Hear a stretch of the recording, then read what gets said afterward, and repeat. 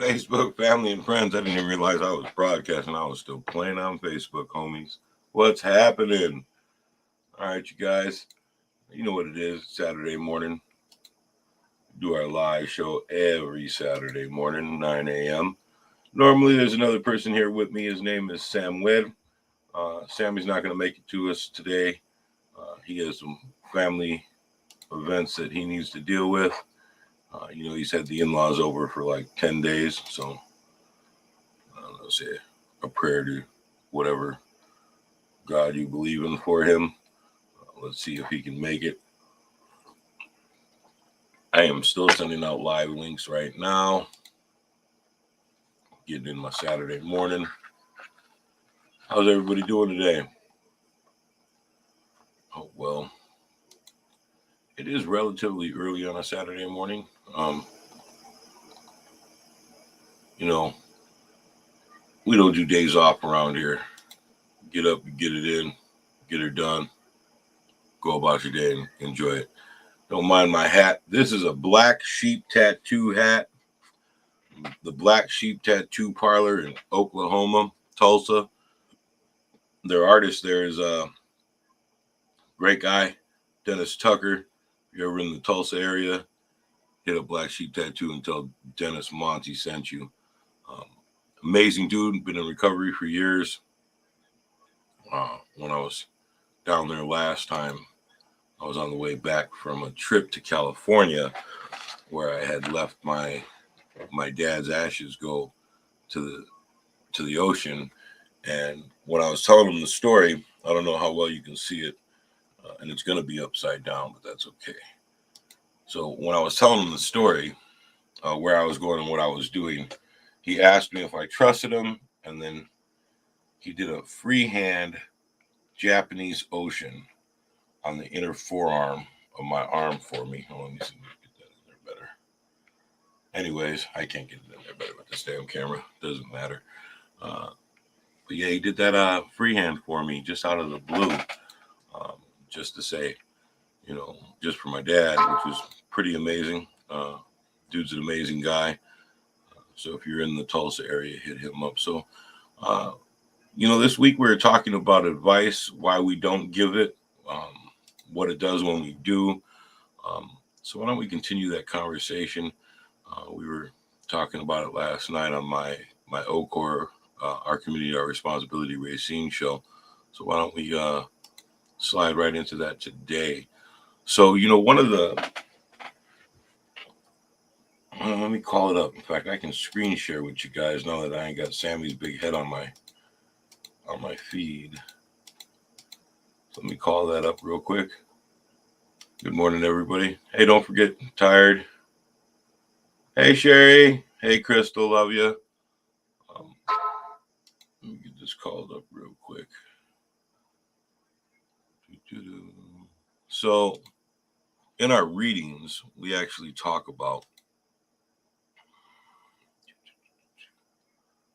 advice and the fact that we don't give advice. And the reason why we don't give advice is not as simple as you'd think, but it is pretty simple at the same time. So generally, first off, those of us who are in recovery, right? We're already all fucked up anyway. Seriously, think about it. We're all in recovery. We're all fucked up. No matter how far along you are in your recovery or how early off you are in your recovery, right? We're all a group of assholes who are fucked up in our heads and trying to get it together. We're trying to get our shit together. So, like, how good can my advice really be? So that's one of the reasons, right? Another reason why is if I give you advice and things go badly, you can use that as an excuse for your relapse. Like, well, I did it the way he said and it didn't work, so I'm not going to take his advice. I'm just going to go do my thing. Like, it ain't going to work anyways. If he's got his shit together and I did what he told me to and it didn't work out, then nothing can save me anyways, right? So, right? Like, let's be real. And Sammy got a little deeper into it when we were talking about it. And the other reasons why is because I don't want to run your life. I want you to run your life, and I want you to make your choices. And just like him, where he had talked about his uncles giving him guidance, and getting a call real quick. Hold on. Hey, I'm live right now. No, I am. This is my morning, you guys. I'm doing my live show on Facebook right now. I'll call you back. Love you, kiddo. Sorry about that. I generally don't answer my phone, and I'm shutting it off now. But that was my niece, and when she calls me, it's always important. So, but anyways, the best lessons I've learned and the best growth I've had since being in recovery are the lessons I learned myself, right? And so, like informers, we don't interrupt and we don't offer advice, right? When we're in group, we listen. Asshole number 17 reporting for duty. We're all a little fucked up. Cheers. You sound tired. Love you. Hey, Chris. I am exhausted. And I got a long day ahead of me, you guys. When we get off here, I got to go load an entire trailer full of scrap and take that down to the scrap yard today on my own, because I worked the crap out of my guys this week and I'm not asking any of them to help. Here, I'm gonna call Jim in. Jim Bob Jambo. We were on this live last night together. But yeah, the best lessons I've learned on my own, right? Like my elders will give me examples, and I'll make choices based on those examples. But when people have traditionally and historically have attempted to make me do something or to walk me through something and not let me learn my own lesson, it's never went well, right? Like I've always fucked shit up when I've taken my advice. So I don't think I should give other people advice, right? That's why we're in a group setting and we get together and we talk about our problems and we give examples that, why, how we went well and what went well for us. And if people choose to take it that route, then hopefully it'll go forward. It'll go well forward for them. And that's really important. Like, it was so important that we spent an entire session just talking about why we don't give advice and why we don't try to guide people, to their thing. And a couple of people were talking about, it's all about willpower. Oh, here's Jim Bob Jambo. Bang bang, morning, my brother. Morning. Let me turn my volume down so you don't get so much feedback. Hey. So, yeah, we're going to continue that conversation we had yesterday about not giving advice, why we don't give advice, and what it means when you do give advice to some people. And I can see that banner is incorrect. Formers Anonymous, Sammy Rango, Monte Seymour. So let me move that around since you are not Samuel. Sammy's got a fat. Oh, you're. My head's not that big.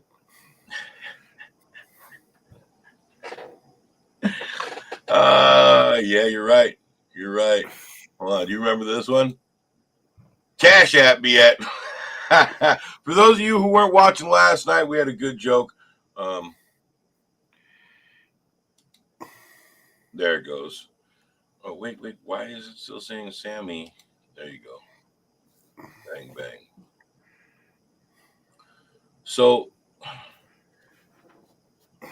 we were talking about, again, I'm really tired this morning, you guys, so I'm kind of in and out of it. My friends and I offer one another ideas, take them and leave them.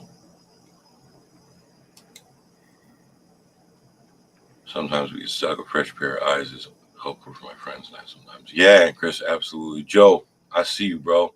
Hi, Sarah. I love you guys. I miss you guys terribly. We have to find time to see each other and like sit down and cook or enjoy some time together. I love you guys. And Chris, absolutely, right? Like, so Jim and I do that all the time. We'll bang back and forth ideas off of each other's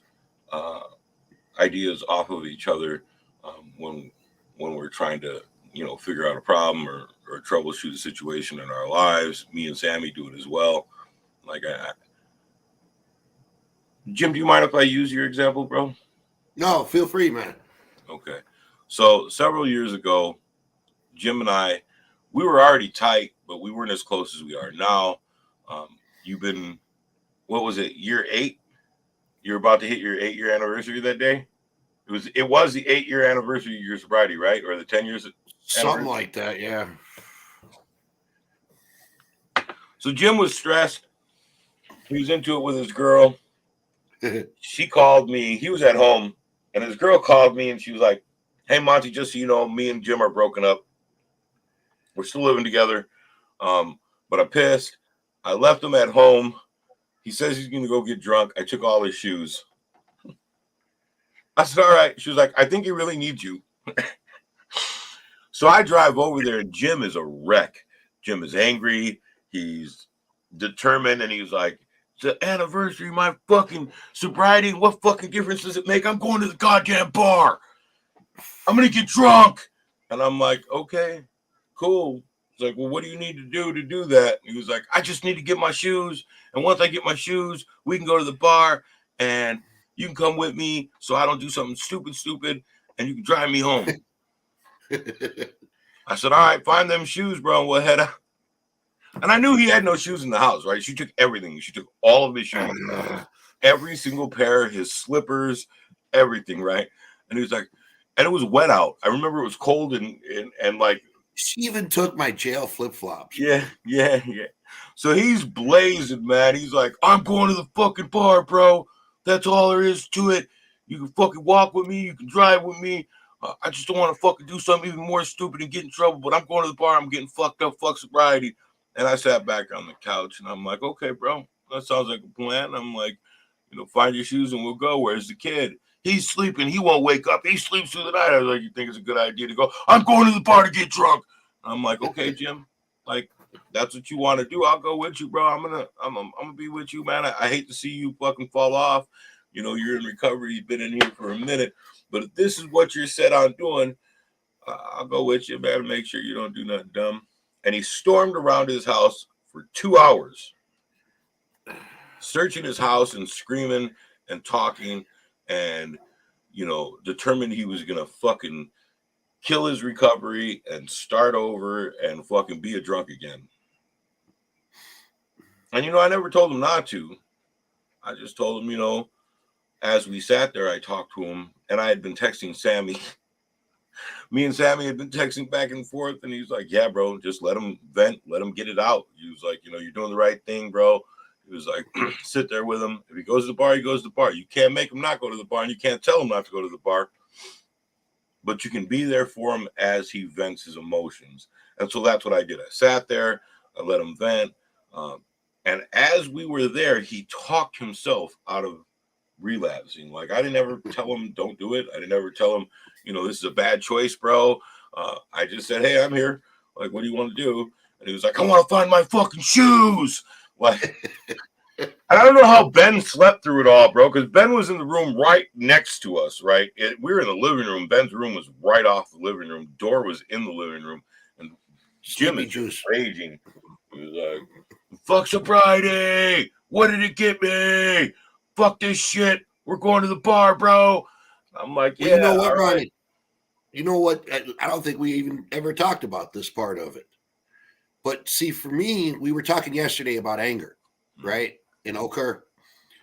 And for me, that is the lubricant that I become freely violent. Okay. Now, sober, I'm still capable of violence, but I have the ability to drop some filters in place and exercise some rational thinking. Right. Whereas when I'm under the influence of alcohol or cocaine, I tend to just default to my reptilian brain, and my responses are generally violent. Now, the problem with that is half the time I get the dog shit whooped out of me. And the other half of the time I put a guy in ICU, Yeah. It's roll the dice, take your chances. 6 to 1, half Depends dozen how of the drunk other. I am. What happens, But happens. that violence mortifies me. And I'll share this for the group. All right. My bottom my alcoholic bottom, right, is I came home and passed out on my couch from a blackout drunk, right? And when I came to, I was pounding my wife and not in a fun way.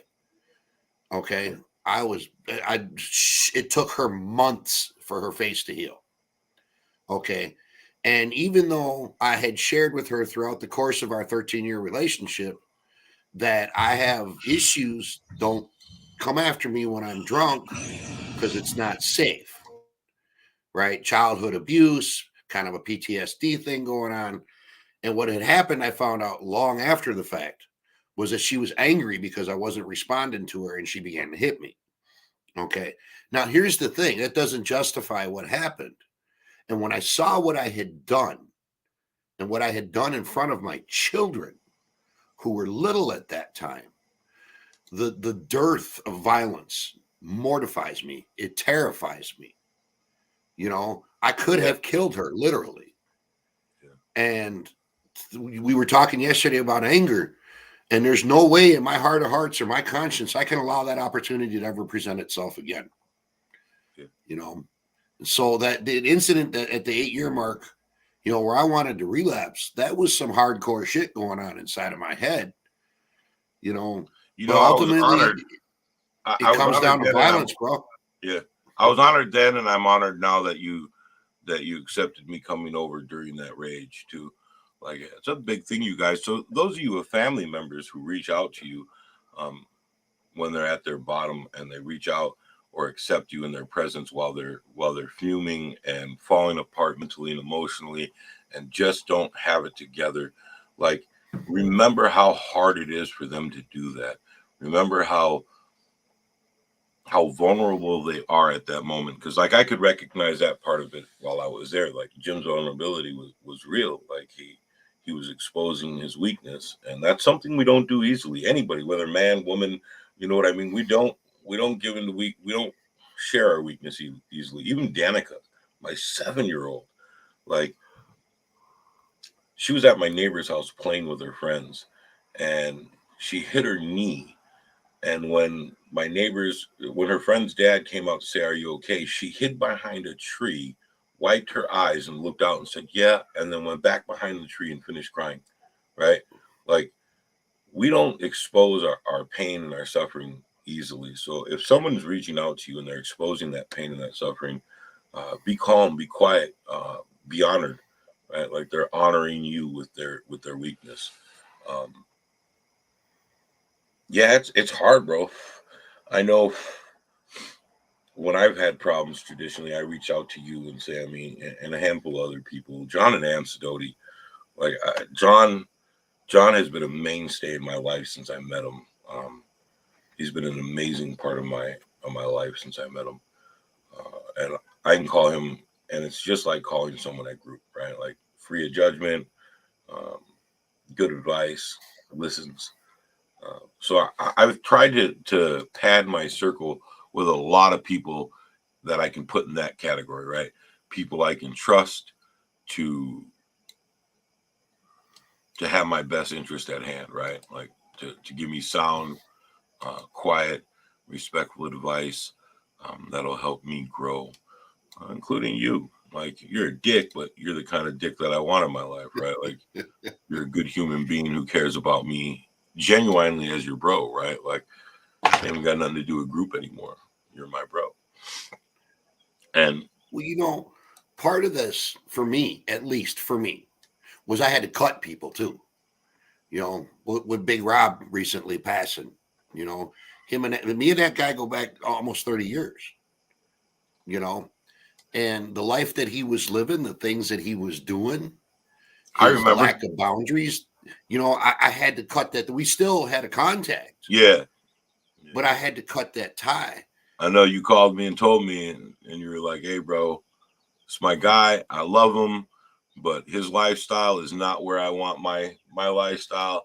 Like, that's a hard thing to do too, because you care about your friends, you care about these people, and you're having to make the choice to cut them out of your life, not because you don't want them in your their friendship, but because their friendship is leading you down the wrong road, right? It's sending you to a place where your life's going to be worse, not better.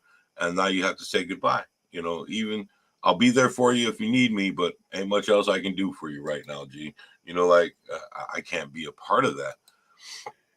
That's a hard adult decision to make in life. And it's even harder, like when you're fresh in recovery, right?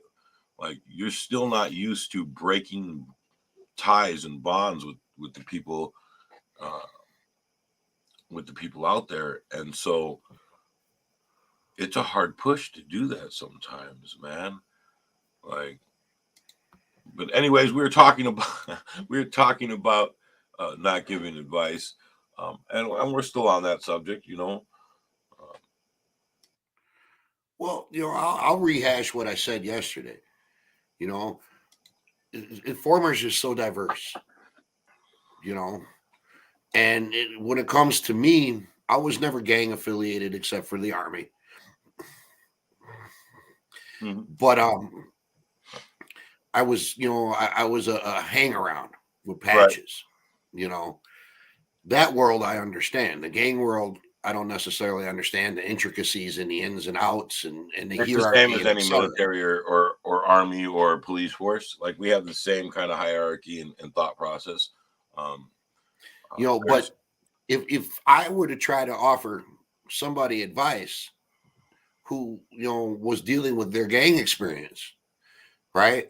The amount of harm that I could do by not having a working understanding of these things, is something I don't even want to think about. That stuff has a ripple effect, and it just doesn't affect one person. Sammy said it pretty simply yesterday, right? Like when you're telling someone to walk away from their family and to cut ties with everything they know, and you're telling them to do this, right? You're not telling them what you did. You're saying, hey, this is what you need to do. You need to do this and this and this. There are real world consequences that come with that, right? Like they could walk away from their gang because you told them and do it in a way that they didn't understand. And next thing you know, like they're physically paying for that move forever, right? And so there were consequences to my situation when I did what I did, right? Like I didn't get away scot free. I had to stand for a long time, and I had to stand hard for a long time to be able to have the respect between individuals that I have now. Um, it's rough, man, because you want to give somebody the advice that you think they need to do better because you want to see them succeed and you want to see them to have a better life, but you're really not making their life better when you're directing their lives for them, right? They have to make those choices, and all you can do is put out the examples for them. Like, this is what I did, you guys. This is how I did it. This is so. For those of you who talk to me and they're like, "Bro, you're doing such good things, and you're doing so well. Congratulations." How do I do that? I did this with a lot of fucking help. A lot of fucking help, you guys. Like none of this shit was done, solely upon my back, right? I didn't carry all of this work. Uh, did I climb to the top of the mountain that I'm standing on right now and preparing myself for the next peak? Fuck yeah, I did. Like I clawed my way up here, right? But there were 1,000 people like handing me fucking protein bars and power shakes and giving me the fucking rest I needed when I needed to lean back on them. Like none of this was just like me climbing a mountain and making it to the top and screaming I'm here like by myself. Like I had all of my support circle, all of you guys who are watching right now and who reach out to me and send me your love and send me your best wishes or see me on the street and like, what's up, bro? I had a friend come up and we went to the store, we went out to eat, and we had stopped at the gas station. And he was like, Jesus Christ, bro. He was like, everywhere we went, people knew you as soon as you got there. He was like, do you know everybody in Racine? And I'm like, I'm not sure everybody, but pretty fucking close. Right. Love you too, boo boo. I see you, Sammy. But pretty fucking close. And he was like, man, he was like, dude, this is not the you I remember, right? You remember from younger, he was like, bro, you're smiling, you're laughing, people are joking, you're shaking hands. Like, you think you're the fucking mayor or something? I said, no, if I was the mayor, things would be a lot fucking better, right? right? That'd be a lot better because it would be a lot more unified and a lot more cohesive, right? Those are the people that really fucking helped me become successful, right? And helped me stay out of prison, from going back to prison. And there's a litany of you guys, right? Like I have a whole mountain of motherfuckers who lifted me up and helped me climb to the peak of this mountain, right? But if I hadn't, if somebody had just gave me everything I had, right, just handed it over to me, right, then how great would be standing, how great would standing be, right? Standing here be for me. Like it wouldn't be the same, right? The fact that, you know, I did it myself with a lot of help from the people I love, like that's important to me. Like we did this together. Like FA success, OCOR success, the growth that we're experiencing right now, the people that are reaching out to both programs, right? Our show and then this program. All those little successes are built off of all of you people who tune in on a weekly basis or come to group on a weekly basis, who reach out to support each other on a weekly basis. Like we did this shit together. There's no one person who all the accolades belong to, not even fucking Sammy. And I love you, Sammy Rangel. Don't get it wrong. And I appreciate what you've done and the dedication that you've shown to make this group become a reality. Like he's seen a need and nobody else understood what that need was. Like at the time, and that's pretty fucking groundbreaking, right? To look at criminals and say, I don't think you're evil all the way. I think you have an addiction to a lifestyle that we can work on just the same way we work on other fucking addictions, but in a different way. Let's do this and see if we can help people, right? For him to think that was fucking, world changing, right? And now that's what we're doing. We're fucking changing the world. We have a success rate for the people who participate much higher than other traditional programs. And hey, Britt, love you. And it's pretty simple. Why, right? Like the format, we're not, disease based. We're not negative based, right? We don't look at ourselves as a disease. Those of you who are watching, I am not disparaging any other 12-step program. Whatever works for you, works for you. Like I'm happy if you go to NAAA, FA, or EA, GA, whatever program you're taking in.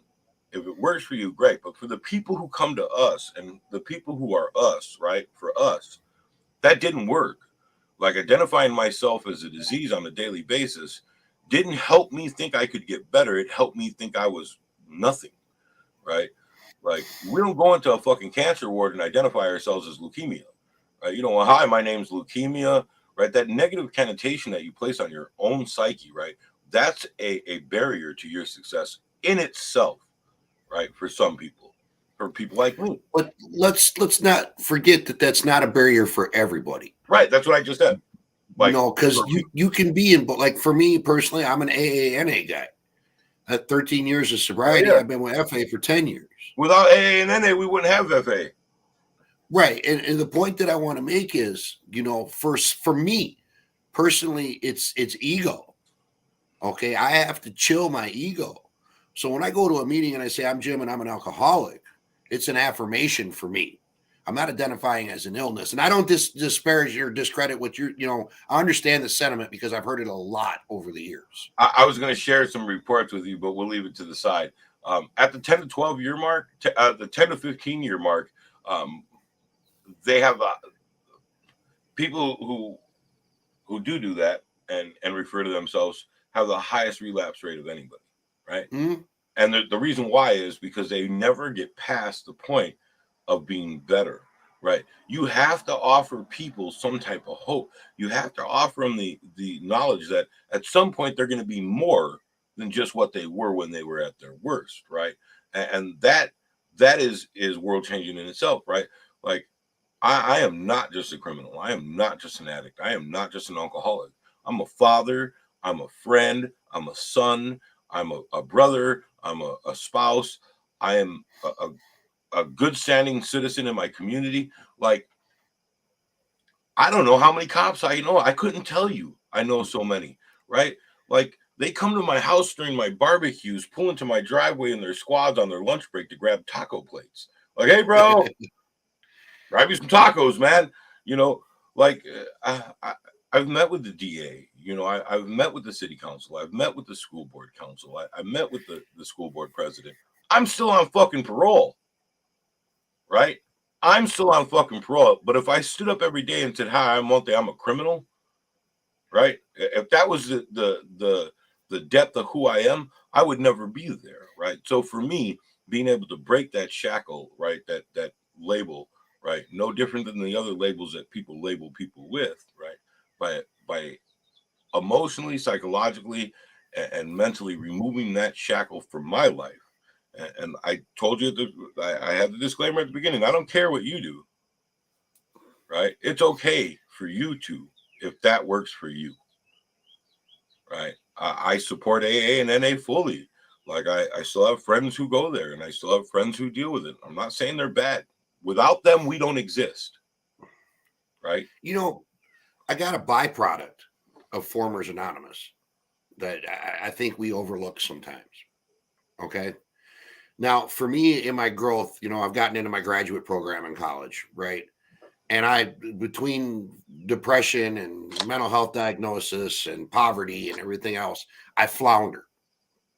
Okay. But one of the things that I've learned from Formers, much actually, even more so, like, you know, in the other 12-step group, you reach out to your sponsor, right? But we're going to talk about steps and staying sober. Okay. We're not going to address the life issues that, you know, are behind a lot of malfeasance and bad behavior and bad decisions. For me, from Formers, I've learned to reach out.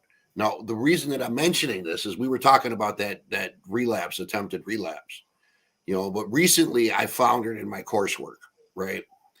And for me, what's different is I was able to reach out to people at the college in the administration, right? And ask for help, you know, and that's something that my ego would not have done.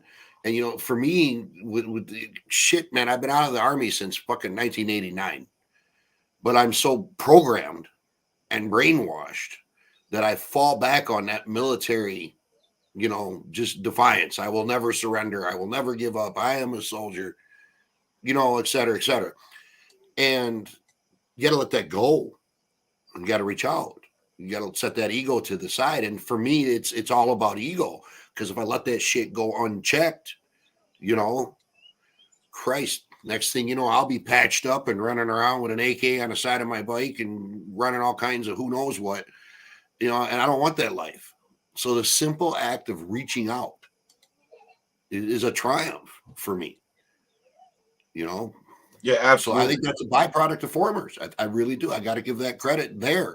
I don't know if it's a byproduct or one of the main points. Like, think about it, bro. That's one of the things we teach really early in the beginning is to reach out. That's one of the things that we talk about from day one, right? Like, we're here together to support each other to build a better life for each other, right? Like, that is one of the bang bang. Let's do this. This is what we got to do right this minute. Um, but yeah, uh, uh, I think it's taught all of us that, like, when I'm hurting, I traditionally have never spoke to people about it. I went out and robbed people. Right, right. Like when I was hurting financially, I didn't say, "Hey, I need a loan," or, um, does somebody have some scrap metal I can pick up so I can make a couple extra bucks? Those aren't things that we would traditionally do because those are, obvious signs of our weakness. Right? We can't do it on our own. We need someone to help us. Um, how can you help me? Right? So, man, Joe, I love you, bro. Uh, yeah, no, but absolutely, reaching out is a big part of it. So we'll get back to what we were talking about, which is um, why doing it on our own is more important than taking people, having somebody give us the advice to teach us how to do it or to tell us how to do it. And one of the major things is we don't feel as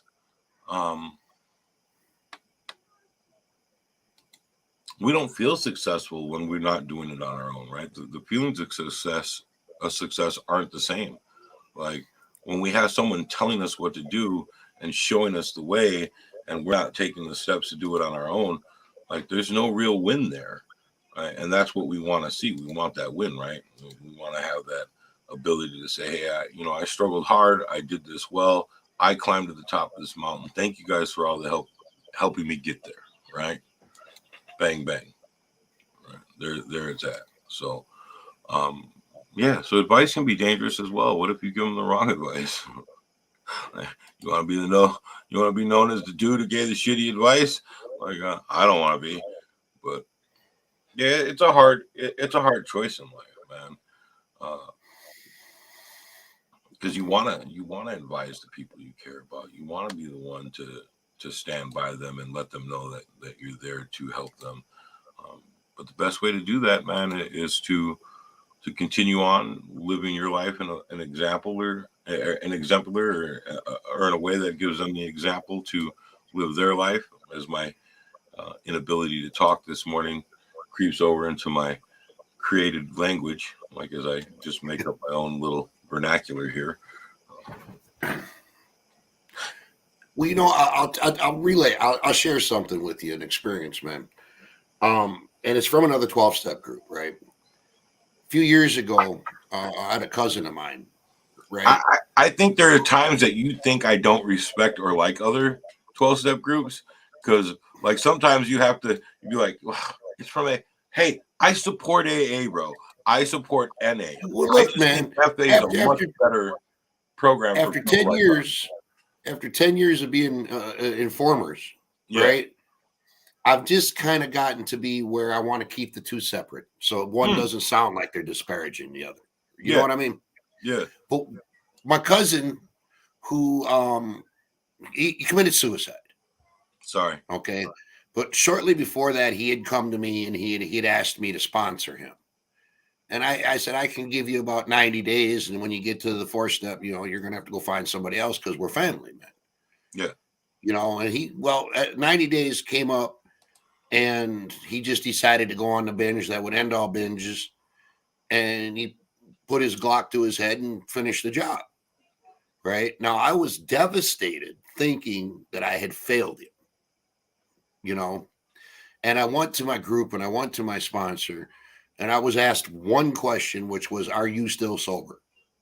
Well, fuck yeah, I'm still sober. Then you didn't do anything wrong. You didn't let him down. You didn't do anything wrong. You carried the right message. And the thing is where that applies to formers, man. How many have we seen go? Yeah. There's a lot. We've seen that are no longer with us. Yeah. And the thing is, I'm sorry, it fucks me up. The thing is, we got to continue to carry the message, and one of the things that we had talked about last night would advise was respecting a person's autonomy, self-determination, because, the army and prison aren't that much different. Everything's by the bells. Everything's by command, and when you're used to living that kind of life, having a sense of autonomy, I think, is paramount. Making your own goddamn decisions, Or mistakes. and if you can make informed decisions, with a cadre of peers behind you to spring shit off of, it can make a difference. It can be a game changer, I think. Yeah, especially if you're early off in recovery, like you guys, when you find, when you have those friends and family who are new to recovery and who are really struggling and really not on sure footing or sure ground, like sometimes your support could be the difference. Like just you saying, hey, I'm here for you. Hey, I love you. Hey, we're a part of this together. If you need me, I'm here to call. Like you guys, I get calls at like 2:00 in the morning, 3:00 in the morning, back to back to back to back. And sometimes like Lydia get frustrated and she'd be like, phone's ringing again. Yep. But like, I want someone to answer their phone at 3 o'clock in the morning when I'm calling and telling them I'm falling apart and I'm hurting. So I got to be that motherfucker to answer his phone at 3 o'clock in the morning and say, "Hey, what's up? What's going on?" It's the same when my crew is out, right?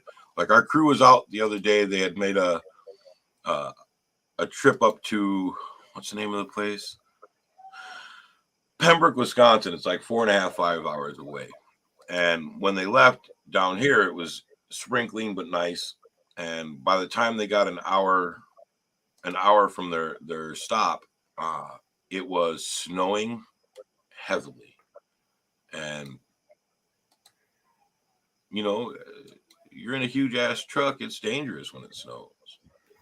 And so they got done unloading at like 11 p.m. at night and headed back to Wisconsin, to Racine. And I didn't sleep. Like they didn't get in until 6:30 in the morning. And I didn't go to bed until they got in. Right.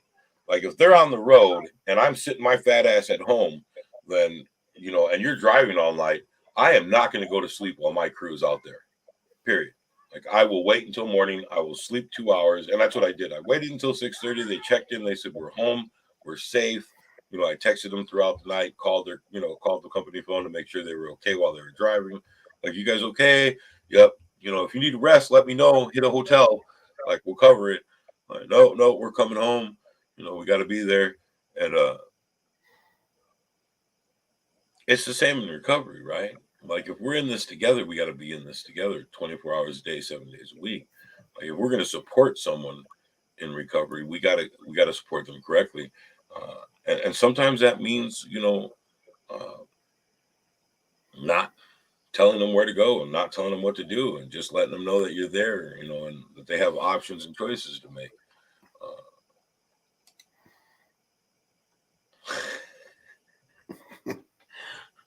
You know, I never thought about it like that, right? So, yeah, we're FA elders, right? Like, this is where we're at now. I remember you first coming around. Fresh out the door after 18 years in the joint, angry and fucking scared. Like, hey, all you guys watching, when I first started FA, it had only been around for in the form it was for a few weeks. Like, Formers was new. Couple month or two. Yeah, it had been a month or two. They had only had a handful of meetings. So Jimbo was there right shortly thereafter. Like he walked in maybe 2-3 weeks after me and started attending. Yeah, it's been that long, man. I was so scared. And you guys, just so you know, when you seen me when I first came home, everybody will remember I had the full get up, right? Yeah. Bandana, hat, matching shirt. Let me see if I can find a picture. Like, it was embarrassing. You weren't the happy face motherfucker we see today. And in my defense, right, I've talked about it for hours and hours with multiple people. In my defense, it was partially an armor that I wore that kept strangers away from me and kept threats away from me, right? Like, people seen me and I was a little scary looking. They left me alone. I was okay with that. And then I had Danica, and after I had Danica, like, I don't know, the lame ass dad mode kicked in. But I didn't feel like I needed armor. I had everything I needed with me. Like, I wasn't going to make a bad choice and bash someone's brains in. I had a baby, right? Like, I had to do baby shit. I didn't have to do no gangster shit. Like, I was a dudda. And then Kelly had to, when Kelly had to leave, and it was just me and Danica, like, it was even more evident that I couldn't do the things that I used to do. So there was no chance. I'm looking for a picture now. There was no chance that I was going to do them. Like, I wasn't taking a chance. I had a kid. I was on my own. Like, I didn't know how to take care of this kid. I didn't know what to do with her. Like, I was lost, bro. Like, when I became a single dad, there was nothing in life that could prepare me for the things I needed to do. I did not understand what those words, single daddy or single mama, really meant. Like my mom did four of us assholes at one time. I could barely handle one. Like I failed on a daily basis with just one. Like I have to do that. Like I almost beat her doctor up when he was teaching me how to change her diaper, and he said, "Well, you have to wipe out in here." I said, "What the fuck did you just say?" And thank God Dr. Mike, man, is my guy, right? Like, thank God he understood my retardation, right?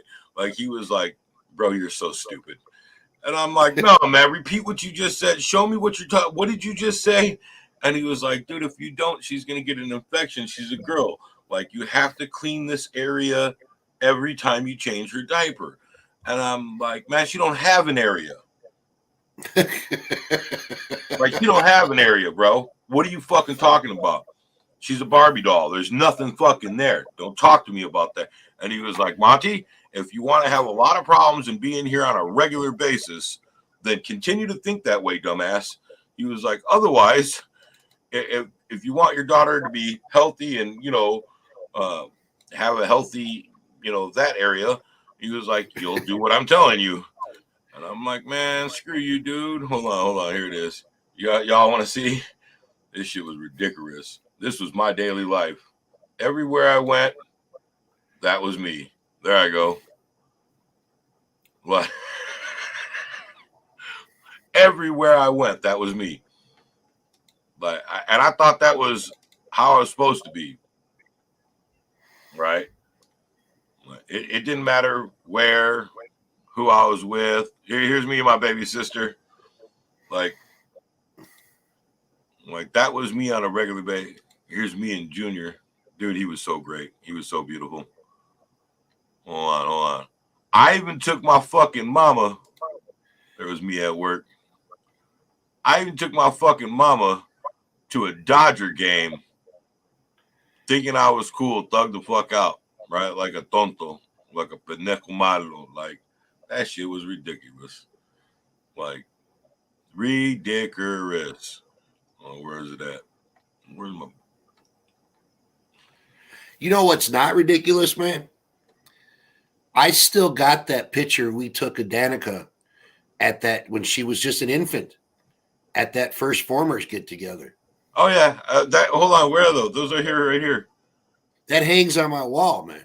Oh, does it? Yeah. Yeah, I remember that, dude. Even when like they did a story on me from the Journal Times right after I got out.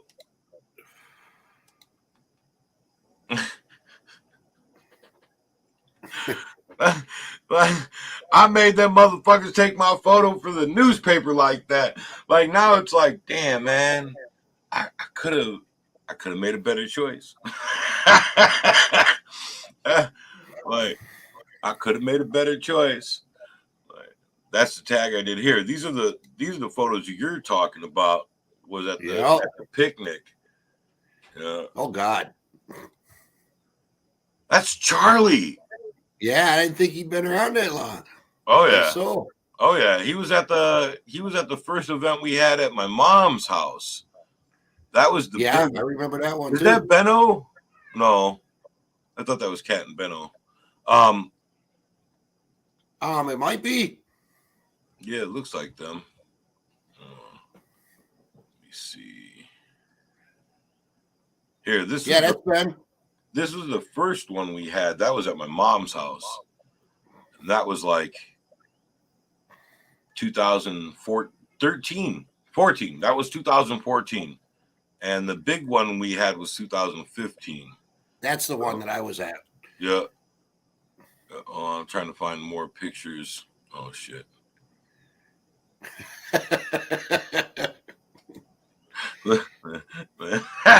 Me and Kel at the Dodger game with my mama. Oh, where's my mama? There's my mama right there. Look, her little thug ass. Even my mama was thugging that day. Like, you guys, this shit goes way back, right? Like we have to acknowledge the changes and the growth that we've made in ourselves And sometimes it's hard to do. Like sometimes we have to remember that it's one foot in front of the other. It's one day at a time. We don't take anyone's advice. We don't give advice. We try to make informed decisions about our future and about our lives together, and and share those experiences with others so that they can see what worked for you and they can choose whether or not to take that and do it for themselves, right? Like it can't be something that I'm trying to find. I don't know, dude. I haven't seen half these pictures in years. There's look at Danica, That little shit. right? Oh, my sister Tina. Look at me in the background on the phone. A little fat dad bod. Here's a picture Danica will hate me for life. That's Like, blackmail material. man, you had no clue. She was so adorable, though. Is that the one? No. I got a little video of her covered in. I hadn't really thought about it, man, but our kids have pretty much grown up together. Yeah, Danica and Benno, since they were babies. See, look, that was a good picture of me. I like that one. I'm not trying to look at her in her little cowboy boots. But anyways, let's get rid of this. Stop screen sharing. So, yeah, man, I walked around here with my armor on, trying to make it so then nobody would. That's who you were then. We all changed. Absolutely, right? I don't need my armor anymore. Like my kids protect me from making the wrong choices on a daily basis, right? Like, first off, I'm too fat and tired to fucking do anything dumb after I deal with their asses all day long. Like, man, Tater's a monster. Well, that's a problem that comes with age too. Because, like, I don't know about you, man, but ass whooping hurts, and I ain't about to let that You shit call me happen. old, bro? Yeah, I did.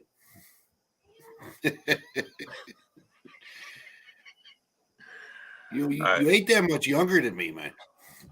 I mean, I just turned 34. Lying sack of shit.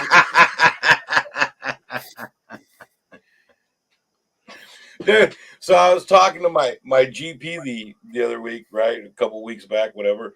And we are talking about how long I smoked. And I started smoking at 9. And then, I hit it. And I'd taken puffs off of mom's cigarettes when she wasn't paying attention, and stealing a cigarette here or there from people. Aunt Chris, more times than as a kid. And so he was like, when do you think you really started smoking? 11 or 12, it was hardcore. He was like, well, count it from 9. And I was like, all right. He was like, how long have you been smoking? I'm like, 19, 29, 39, 37 years. God damn. Like, I didn't even think I was alive for 37 years yet. 46 years old. I'm not even joking. With age, I'm just gonna fucking take you out. I'm not fighting no more. Fuck all that. Fight? I can't fight. I'll fucking break my hand. I'll fucking bruise my hip. I might knock my arm out of socket. Fight what? Listen, I'm gonna hobble away in a waddle as fast as I can. Right? Leave me alone. Don't hurt me. No. I mean, that's something that we need to, I think we need to work in the formers too. Self-defense is violence responses. I'll give you an example, man. Talking about being old, right? So I go to the VA to the pain doctor, right? The pain doctor, and this is what, maybe 2-3 years ago. The pain doctor doesn't tell me that he's going to jab me with his thumb where the fuck it hurts. And now I have a nasty gram on my file as a violent patient because when he did that, I snapped around and cracked 2 of his fucking ribs. And Doc took the blame on it and said, hey, I did not inform this patient that I was going to be putting my hands on him. I felt horrible, but so that response is still there. That's something that nobody can help you with. Those auto responses, right? They're called auto responses for a reason, right? they're not anything that we consciously do. Our body reacts to a situation without thought, right? I don't know. Maybe there's more. I will talk to Sammy about that at some point. But as far as I know, an auto response is an auto response because it's not a conscious decision to make. I don't get to choose my choice funnel or my options on a situation like that because my body reacts with memory, not my brain. Right? Muscles have a memory. And But you see, had that been a civilian doctor, the DA wouldn't have cared about that, not have had another case. Well, absolutely, but they might have cared about it. Like the judicial system recognizes auto responses. There's a defense for a person reacting while sleeping to a violent stimuli or a startling stimuli. There's case precedents that shows that our court system understands that somebody in the first 28 seconds after their initial startle when sleeping doesn't know what they're doing. Like, I mean, it's possible. I think that you would have a case, especially since the doctor did say, "Hey, listen, I jabbed him without informing him. It was a painful situation. His body reacted. Like, I don't think it would be an automatic jam up. But I mean, I might be naive in that thought process. But But I mean, that's just one instance. mhm. How many other incidences do we have where our default response is insta violence? Yeah, but a default response is just that. It's a default response. You can't fix or change that. Like you can try to, but PTSD is PTSD for a reason, right? Like I swing when startled, not out of hate, spite, or a desire to hurt you. I swing out of being startled, out of an automatic response that I don't have any control over, right? Like we watch those stupid startling videos where the dude in the snowman suit moves and scares you, and people are like, "Ah!" Like my No, fist I'm goes up. knocking him out. Right? Even while watching it, like I'm watching it, I'm thinking, I'm like, "Ugh!" You know what I mean? I'm gonna bash you in your shit. I don't mean to. I don't want to. It's not the desired result that I'm asking. It's the desired result that he's asking for. But you know what that initiates, and part of what Formers teaches and helps us to understand is setting good boundaries and sustaining those boundaries. Right, but you can't set your boundaries with other people if you're unaware of the need for them, right? Like, Oh yeah, you can. I'm gonna tell you exactly what I do now. When I meet with a pain doctor or somebody in the medical field or somebody who's going to fucking touch me that I didn't invite to touch me, you know, that boundary is there. I put that out there. Now listen, I have a violent response. yeah, but It's a prior to boundary. that, see, but Jim, prior to that situation, you had no clue that that was a problem. It No, happened, I and just right. So this is snap a out and hit consequence of that somebody. happening. Yeah, I just don't know of any way to fix that, right? Like, I don't think there's a way for you to psychologically, emotionally, or physically fix that situation. This is how your body auto reacts. You can't stop your immune system from fighting a healthy cell if it's cancerous and your body thinks it's bad, right? Like you know what I'm saying. You can't fix that part of it. What you can do is what you do is prepare people for it. Like, hey, Well, listen, that's what I'm saying is, you know, 13 years of recovery, 10 years of Formers in that recovery, right? I've not caught another case except for child support, mm, you know, and the whole foundation to that is communication. We got to communicate, you know. You remember that night that I was going to relapse we were talking about? mm, Remember what I said to you at the door? yeah, You ain't big enough, motherfucker. I'm going to get drunk. Period. You know, yeah. communication though. I It's wouldn't have communication. stopped you. I didn't want you to, but I wouldn't have stopped you. But my whole point is communication, boundaries. That critical thinking that comes with recovery. Mhm.